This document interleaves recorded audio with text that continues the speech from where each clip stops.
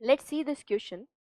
If one weighs a small amount of living tissue and dry it, now if the tissue is fully burnt, all the carbon compounds are oxidized to gaseous form and are removed.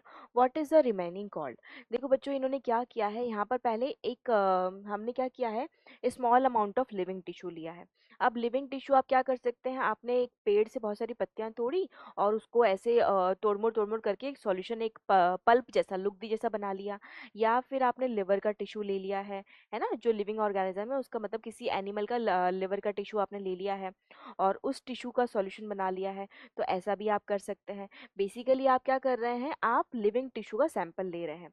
तो जब आपने सबसे पहले small amount of living tissue लिया, small amount of living tissue, ठीक है, तो इसको हम क्या बोलेंगे, इसको आप क्या बोलेंगे कि यहाँ पे weight weight, weight weight consider किया।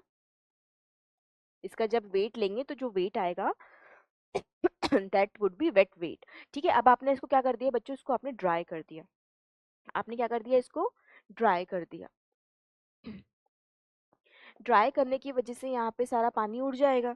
यहाँ पे जो सारा पानी है वो क्या हो जाएगा बच्चों, उड़ जाएगा, सारा पानी निकल गया। अब सारा पानी निकलने की वजह से जो यहाँ पे बनेगा वो बनेगा ड्राई वेट। ठीक है, क्या बनेगा बच्चों, ड्राई वेट बनेगा। ठीक है, ड्राई वेट बनेगा। अब ड्राई वेट में आपने क्या किया, यहाँ पे इसको बर्न कर दिया, जला दिया। आपने इसको बर्न कर दिया, जलाया। अब जलाने से क्या होगा बच्चों, कि जितना भी इसमें कार्बन कंटेंट होगा, ऑर्गेनिक पार्ट होगा, वो CO2 के फॉर्म में, CO2 के फॉर्म में या ऑक्सीजन की कमी में कार्बन मोनोऑक्साइड के फॉर्म में निकल जाएगा। मतलब अब आपने यहाँ से क्या करा, सारा ऑर्गेनिक पार्ट रिमूव हो जाएगा। सारा ऑर्गेनिक पार्ट जो है कार्बन कंटेनिंग है ना, वो यहाँ से रिमूव हो जाएगा। सारा ऑर्गेनिक पार्ट जो है वो यहाँ से रिमूव, सारा कार्बन, स्पेशली सारा कार्बन यहाँ से रिमूव हो जाएगा। तो अब जो बचेगा वो यहाँ पे क्या बचेगा बच्चों, मोस्टली यहाँ पे जो बचा उसको आप बोलेंगे ऐश। और ऐश में क्या होता है, इसका इनऑर्गेनिक कंटेंट।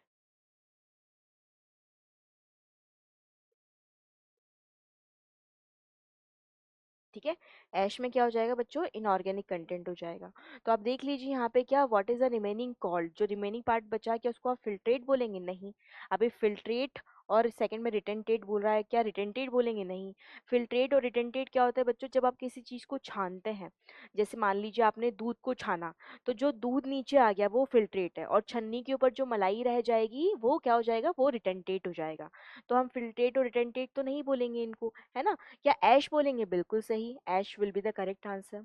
क्या उसको स्लरी बोलेंगे, स्लरी भी नहीं बोलेंगे। स्लरी क्या होता है, आपने कोई इनसॉल्युबल सब्सटेंस का वाटरी सॉल्यूशन बनाया, जैसे सीमेंट का सॉल्यूशन बनाया पानी के साथ। सीमेंट आपको पता है पानी में पूरी तरीके से नहीं घुलता है, गाढ़ा गाढ़ा सा एक लिक्विड सा बन जाता है ना। या फिर आपने जैसे हमने मिट्टी को, मड को पानी के अंदर घोल के गाढ़ा सा सॉल्यूशन बनाया, तो उसको भी आप स्लरी बोल सकते हैं। ठीक है, तो गाढ़ी गाढ़ी सी जो चीज़ है, जिसमें आप वाटर का वाटरी सॉल्यूशन बनाएंगे, उसमें बहुत ज़्यादा नहीं मिक्स होने वाली चीज़ों से, इनसॉल्युबल चीज़ों से, तो उसको आप स्लरी बोलते हैं। ठीक है, जैसे सीमेंट का वाटर में जो सॉल्यूशन है वो स्लरी बनाएगा, गाढ़ा गाढ़ा सॉल्यूशन। तो स्लरी तो नहीं बोलेंगे हम यहाँ पर, इसको क्या बोलेंगे बच्चों, ऐश बोलेंगे। तो इस क्वेश्चन के लिए करेक्ट आंसर क्या हो जाएगा, बची हुई चीज़ क्या हो जाएगी, उसको आप क्या बोलोगे, ऐश बोलोगे। तो करेक्ट ऑप्शन कौन सा हो जाएगा बच्चों, option C would be the correct answer.